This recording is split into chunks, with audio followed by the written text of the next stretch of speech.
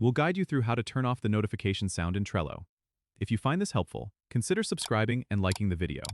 First, open Trello on your desktop and log into your account if you're not already logged in.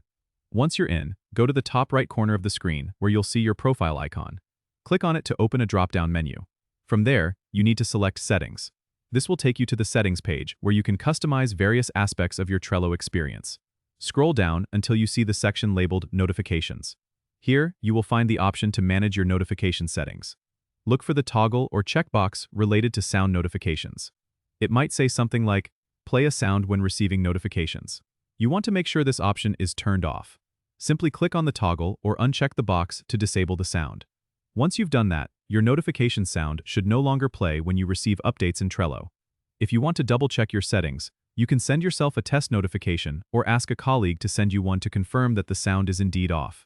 This way, you'll ensure the settings are saved correctly. And there you have it. Your Trello notifications will now come in silently, allowing you to focus without interruptions. Don't forget to subscribe and comment if this helped you out.